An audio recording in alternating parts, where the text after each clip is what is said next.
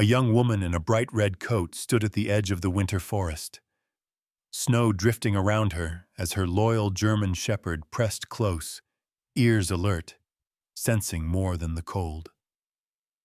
That morning, she received an unexpected letter, an inheritance from the grandmother she barely remembered, a treehouse hidden deep inside Evergreen Ridge, untouched for years.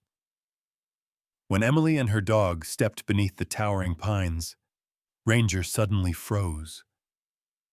Something beneath the roots, a faint vibration, a whisper the forest had been holding on to. What waited inside that forgotten treehouse, and the chamber hidden below it, would change everything she believed about her past and the land she thought she knew. Before we begin, tell me where you're watching from. And don't forget to like and subscribe for more stories. Winter in Evergreen Ridge had a way of making even silence feel alive. Winter in Pinebrook, a small town pressed against the edge of Evergreen Ridge, did not simply arrive. It settled over everything like an ancient debt the world could never repay. The air carried a sharp, metallic bite, the kind that crept beneath scarves and wool, clinging to skin like cold fingers. Rows of modest wooden houses leaned together for warmth, their roofs bowed under thick snow. Frost-painted windows blurred the silhouettes of people inside, and every footstep on the street broke the silence with crisp, brittle cracks. On mornings like this, even the sun seemed reluctant to rise, spilling only a thin silver light across the frozen earth. Emily Carter moved quietly through that pale glow, the hem of her bright red coat standing out like a lone ember in a kingdom of white. She was a woman in her early 30s with warm olive skin, thick dark hair curled loosely around her cheeks, and eyes the shade of storm clouds, a gray-blue that always looked like they were remembering something bittersweet. Life had carved a soft determination into her expression, the kind earned by someone who had lost more than she spoke about, yet still chose to stand tall. She worked odd jobs around town, slept in a rented attic above a shuttered bakery, and rarely asked anyone for anything. Yet even in her hardest days, she carried herself with the quiet poise of someone raised to believe life still held miracles somewhere. Beside her trotted Ranger, a 6-year-old German shepherd with a thick gray and black coat and powerful shoulders. His amber gold eyes were sharp and expressive, and a small healed scar above his right eye hinted at an old accident, a fall during a rescue drill that he had miraculously survived. Ranger was known across Pinebrook as the dog who senses storms before they form, a creature with instincts so uncanny that locals sometimes joked he had a piece of the forest wired into him. This morning, his breath puffed out in warm clouds as he matched Emily's pace, ears swiveling constantly. Emily pushed open the door to the town's small mail office, a squat building with a fading green sign and a heater that groaned louder than it warmed. Behind the counter stood Sarah Mallory, a county clerk in her mid-50s. Sarah was short, with a compact frame that suggested decades of working on her feet. Her sandy gray hair was pulled back into a tidy bun, though wisps always escaped to frame a face marked with fine smile lines. She had steady hazel eyes and a demeanor that mixed efficient professionalism with the weary kindness of someone who had seen too many people at their lowest, yet refused to let it harden her. "Morning, Emily," Sarah said, her breath still visible inside the chilly room. "You've got something unusual today." She held out a sealed cream envelope, thicker than normal letters. The name, Emily Carter, was written in looping handwriting she hadn't seen in years. Emily's heart gave a small jolt. She, recognized the script. "This is from my grandmother's estate?" she whispered. Sarah nodded, her expression softening. Edith Keating, your grandmother filed documents years ago. Looks like the county finally tracked you down. Emily hesitated before taking the envelope. Her grandmother had been a curious woman. Tall, elegant, with long silver hair and a quiet voice that made stories feel like memories you had forgotten. Emily remembered summers spent with her, climbing rocks, listening to tales about rivers with memories and forests that whispered truths only to those who listened with their hearts. But she hadn't seen Edith in nearly 15 years. A shadow of guilt passed across her face as she turned the envelope over. Outside, Ranger began pacing, nails clicking on the worn floor, tail stiff. His ears shot up, alert, focused. As Emily stepped outside, the icy air hit her cheeks. Ranger stood frozen, staring toward the dark tree line where Evergreen Ridge stretched like a sleeping giant. The wind cut through the pines, making them sway and whisper. A faint thrum, almost like distant water, seemed to pulse under the ground. "What is it, boy?" Emily asked softly. Ranger didn't move. His gaze was unwavering, fur lifted slightly along his spine. Emily tore open the envelope. Inside was a handwritten letter from Edith and a deed. Not to a house in town, not to some forgotten plot of land, but to a treehouse built high in the ancient trees of Evergreen Ridge. A real home. A strange one. A secret one. Emily's breath caught. She looked toward the forest, to the place Ranger refused to look away from. As she held the letter, the wind pushed through the pines with a deep, hollow rush, and in that sound, just for a moment, she heard something else.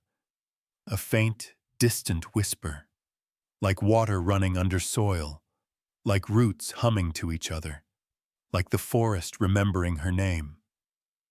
Ranger stepped closer, pressing against her leg, eyes burning with urgency.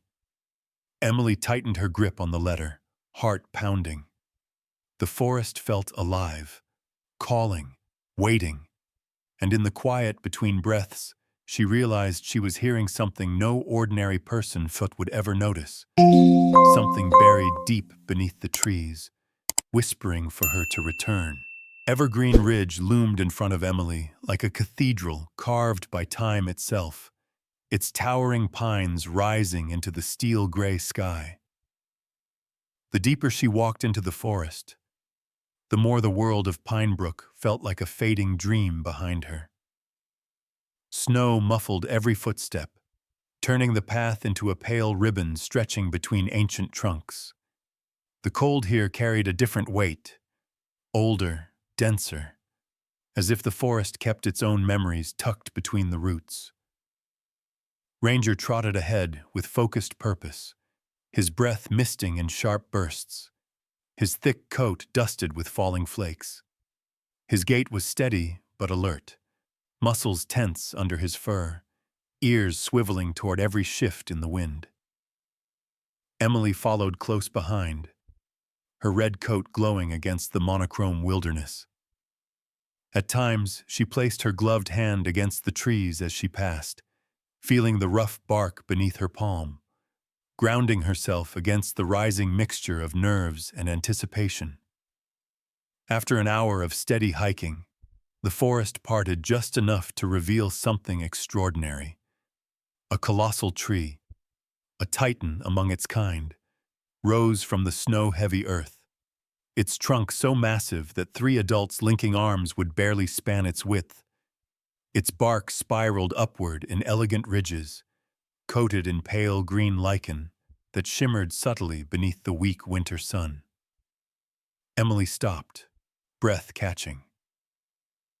"This must be it," she whispered. Ranger's tail flicked once, confirming her words. Wrapped around the giant trunk was a wooden structure unlike anything she had seen. A treehouse, but not the childish kind, thrown together from spare planks. This one looked crafted with reverence. A series of spiral wooden steps curved around the trunk, reinforced with metal brackets hand-forged long ago. Rope bridges and suspended walkways extended toward smaller supporting trees, gently swaying in the breeze. The railings were carved with wave-like patterns, as if echoing the murmured stories Edith used to tell about water that remembered. Strands of faded blue ribbons, frayed by decades of storms, fluttered from branches like quiet guardians of the past. Emily placed her hand on the first step, feeling the cold grain beneath her glove. She imagined her grandmother climbing these same stairs, her silver hair catching the sunlight. Ranger bounded up a few steps before pausing and looking back, waiting for her. She followed him to the landing and pushed open the wooden door, which creaked in greeting rather than protest. Inside, the treehouse felt untouched yet alive. Warmth lingered even in the winter chill, as though Edith's presence had seeped into the walls. Hand-woven blankets were folded neatly beside a narrow bed built against the curve of the trunk. Shelves held jars of dried herbs and stacks of notebooks. A round window, shaped like the eye of some ancient forest spirit, gazed out over the ridge. On a central table lay several maps drawn in looping blue lines, labeled Blue Thread. Emily traced one of the lines with her fingertip, feeling an odd pull in her chest. But before she could study them further, Ranger began inspecting the floor. The dog's nose skimmed along the wooden planks, his body tightening the way it always did when he found something unusual. Suddenly, he stopped at the far corner of the room, his paw pressed down, claws clicking lightly. He looked up at Emily, ears sharp, eyes expectant. "What is it, boy?" she murmured.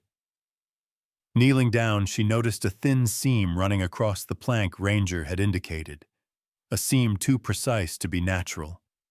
She brushed away a layer of dust and found a recessed metal handle, cleverly hidden. Her breath deepened.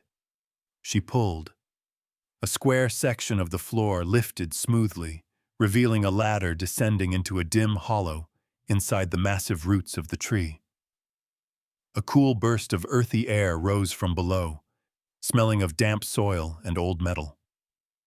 Ranger whined quietly, tail dropping, but eyes fierce, alert, not afraid. Emily climbed down first. The ladder ended in a small chamber reinforced with wooden beams, carefully fitted around the knotwork of roots.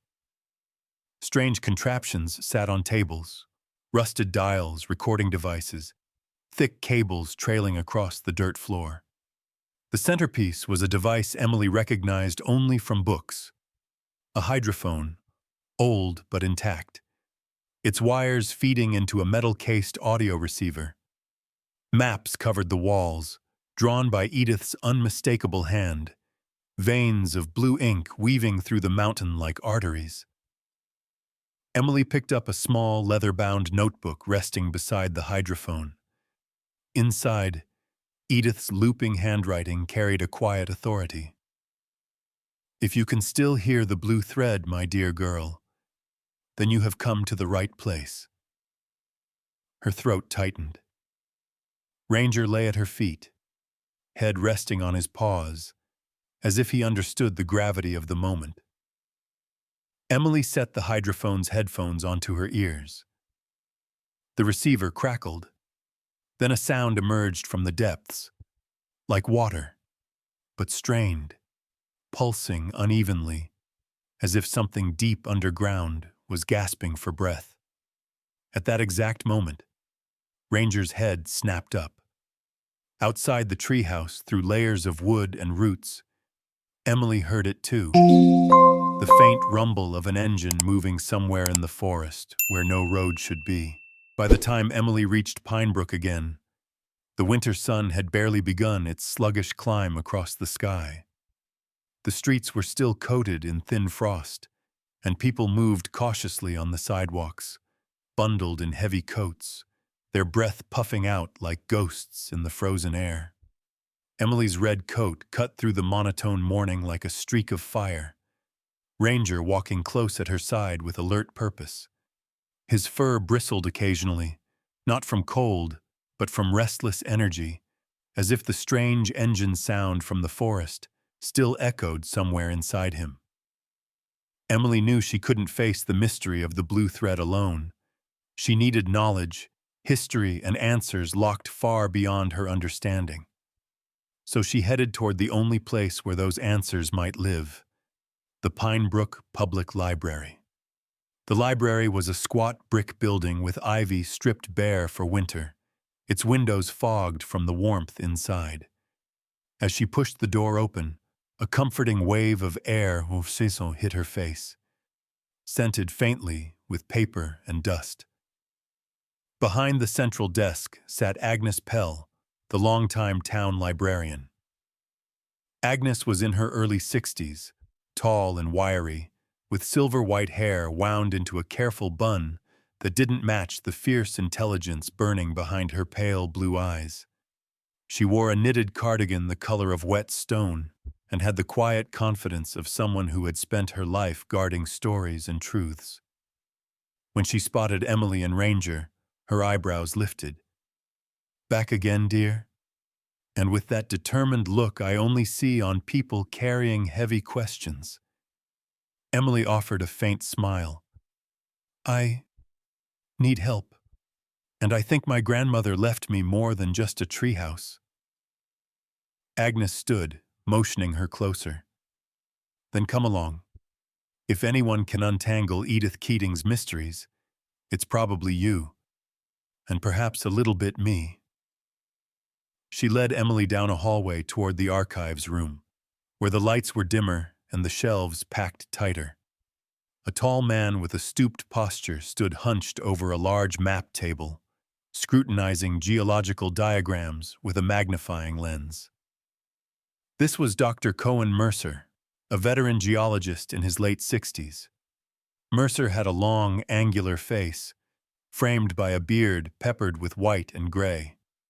His hair, what remained of it, stood in uneven tufts as though constantly at war with gravity. His expression was a blend of perpetual concentration and low-level irritation, the sort that came from decades of battling bureaucracy and watching his warnings ignored. "Mercer," Agnes called, "we've got company." The man looked up sharply, hazel eyes narrowing as he took in Emily. "You're Edith's granddaughter," he said without preamble, his voice gravelly. "I remember her. Brilliant, stubborn, hardly listened to anyone but the mountain itself." Emily swallowed. She left me her notes, a room under the treehouse, and something called the blue thread." Mercer straightened fully then, curiosity eclipsing irritation. "Show me." At the desk, Emily spread Edith's maps, notebooks, and sketches. Mercer leaned in, brow furrowed. Agnes stood behind him, adjusting her glasses with practiced precision. "These markings," Mercer muttered, tapping a thin blue line on the page. "These are pressure patterns. Subsurface tremors. This isn't fantasy. This is hydrology." He flipped another page, his frown deepening.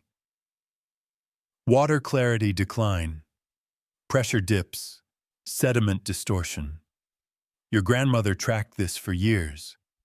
This is a living vein of water running beneath Evergreen Ridge." Emily felt a chill that had nothing to do with winter. "And it's in danger?" Mercer hesitated. "Not naturally. These disturbances, they match industrial pumping patterns. Aggressive ones." His jaw tightened. "Clear vast water holdings. They've been expanding for years, quietly. Too quietly." Agnes sniffed with disdain. "Corporate snakes with polished shoes. They think the town's too small to push back. Emily's hands clenched. My grandmother wasn't imagining things. Mercer raised his gaze to her. No, she was right. And now you have her work, which means, if we don't speak up, no one will. Within the hour, the three walked together to Town Hall, a long wooden building with tall windows and portraits of past commissioners watching over the room like stern, silent judges. The hearing was already in session, with townspeople seated in worn wooden chairs. At the front stood representatives from Clearvast, men in tailored winter coats, polished boots, hair slicked back with corporate precision. The lead company attorney, Arthur Hale, embodied everything Mercer despised. Hale was in his late 40s, tall and slim, with cheekbones sharp enough to rival broken glass. His dark hair was gelled immaculately, and his mouth curved in a faint smirk that suggested he already knew he would win whatever argument was coming. His eyes, cold and gray like unfinished steel, studied Emily with subtle dismissal. Mercer presented Edith's notes. Agnes supported with town records. Emily spoke of the hidden chamber beneath the roots. But Hale responded with practiced calm. Mrs. Keating was elderly. Her notes, while earnest, reflect personal anxieties, not scientific fact. We must avoid the danger of acting on unstable. He didn't finish the sentence. Ranger's head snapped up so fast the entire room flinched. He growled, low and deadly serious, before bolting toward the side hallway. "Ranger!" Emily cried, chasing after him. Chairs scraped, voices rose. Agnes followed, and Mercer limped quickly behind. Ranger skidded to a stop at a maintenance door, claws raking against the wood. Emily flung it open, just as a rush of acrid heat blasted her face. A gas line, old and corroded, hissed from a split seam. Sparks crackled near an overheating electrical panel. "Everyone out!" Emily screamed. Within minutes, the hall was evacuated. Fire crews were called. Smoke thinned into the cold air. Outside, Arthur Hale stood watching Emily cradle Ranger's neck, frost twinkling along her red coat. He smiled. Thin. Dangerous. "Some things," he murmured, leaning close enough for only her to hear, "are better left quiet." A gust of wind tore through the pine trees then, carrying with it a low, rumbling note from deep beneath the earth, as if the blue thread itself had answered him. The following day arrived with a deceptive calm, as if the forest were drawing one last breath before releasing something far more violent. The council's order to halt Clearvast's pumping operations had spread through Pinebrook like fragile hope, but Emily felt none of the relief others seemed to share. Beneath the surface of Evergreen Ridge, she sensed, through instinct more than reason, that the danger had only shifted its shape.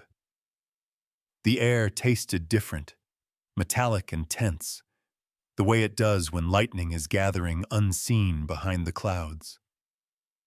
That afternoon, the first fingers of the storm reached the treehouse. The wind clawed through the treetops, bending entire branches as if testing their endurance. Snowflakes whipped sideways, merging with icy rain that cracked across the wooden planks in sharp taps. The vast trunk supporting the house groaned with every push, its ancient roots straining but holding. Emily stood on the small landing outside, her red coat flaring in the wind like a warning flag. Ranger pressed himself against her leg. His thick fur spiked along his spine, his amber eyes sweeping the darkness between the trees. He seemed to register every crack, every shift, every distant thump carried by the gale. He was no longer just alert. He was bracing.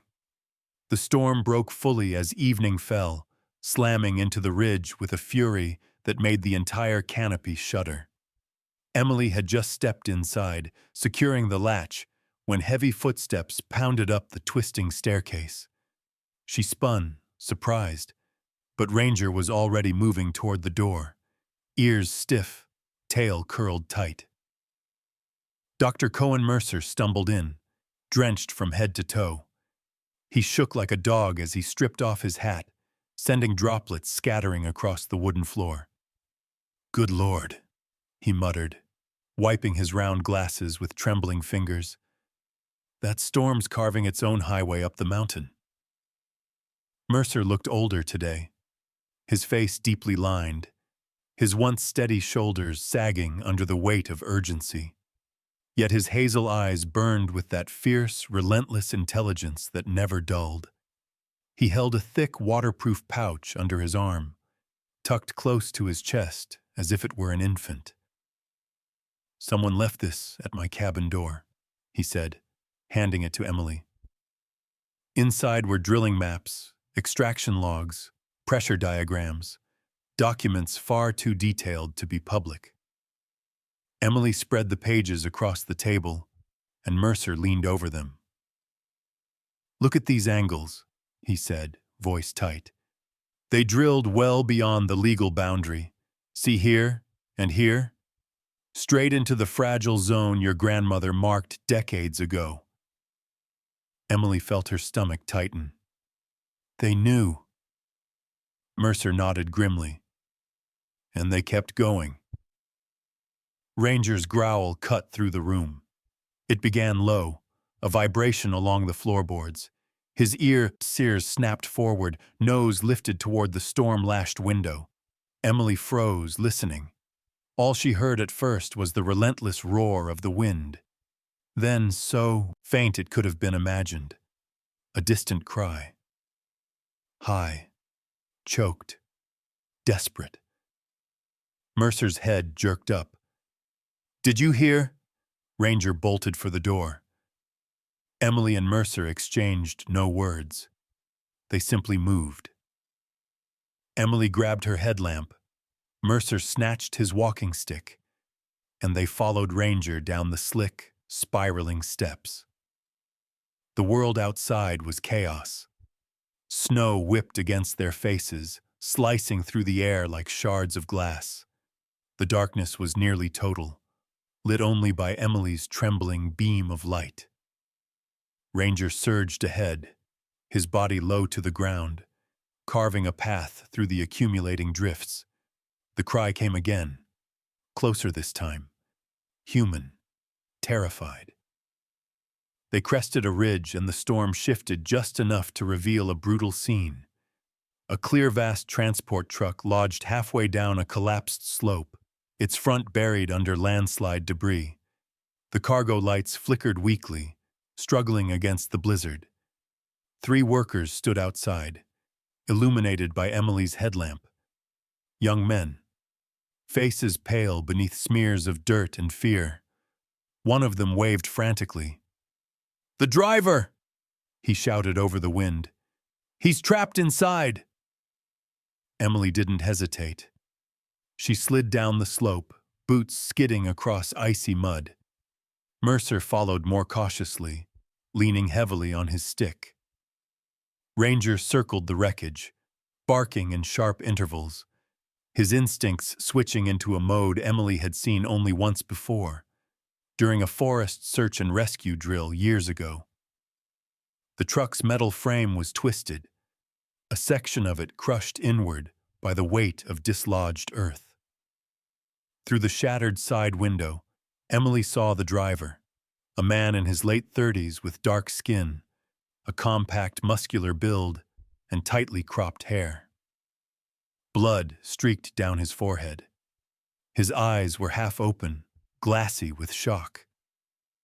"We're getting you out," Emily said, her breath fogging as she braced herself against the cold metal. With sheer determination, she wedged her shoulder under one bent panel while using a crowbar handed to her by one of the workers. The metal resisted, shrieking under the pressure, but slowly, painfully, it began to give. Mercer and 2 workers pulled the driver free, their boots sliding in the mud, their breaths ragged. As they carried him up the slope, a young worker, barely in his 20s, freckles muddied, eyes wide with fear, grabbed Emily's hand abruptly. His fingers trembled as he slipped a small USB drive into her palm. "They know more," he whispered hoarsely. "And they're hiding it. You need this." Ranger barked sharply, urging them to move. The wind howled, driving them back toward the treehouse. By the time they reached shelter, all of them were shivering, drenched, shaken. Emily tossed a blanket over the injured driver, while Mercer checked him with surprising gentleness. When she finally booted up her grandmother's old laptop and inserted the USB, the screen filled with folders, internal reports, hidden survey data, emails marked confidential. Before Emily could open a single file, the hydrophone in the root chamber activated on its own. A long, trembling note rose from the depths, deeper and more anguished than any sound she had heard before. The earth itself seemed to cry out. Morning arrived with a clarity the ridge had not felt in months.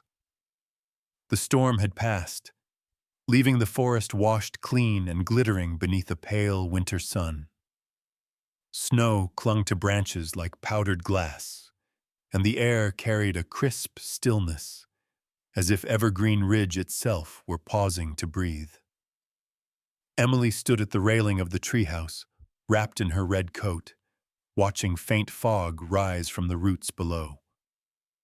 Ranger pressed his head against her hand, his fur warm, his amber eyes alert but calm, alert in the way a guardian rests only after knowing danger has truly begun to fade.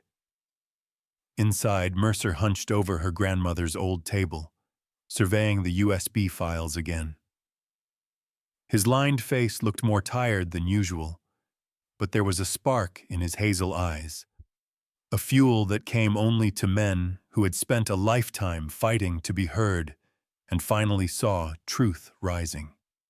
Agnes stood beside him, tall and dignified despite her age, her silver hair neatly wound into a bun. She wore a slate blue scarf wrapped tightly around her neck and held a notebook where she'd been jotting timelines and cross-checking each document with her meticulous librarian's precision. "This," Mercer murmured, tapping a graph showing pressure collapse along the water vein, "along with Edith's maps and the extraction logs. This is enough. This will break them." Agnes adjusted her glasses. "Then it's time the rest of the world hears it too." The larger hearing was held 2 days later at the Pine Brook Regional Center, a concrete building with tall windows that always seemed too cold for comfort. Cars lined the snowy street as reporters unloaded equipment.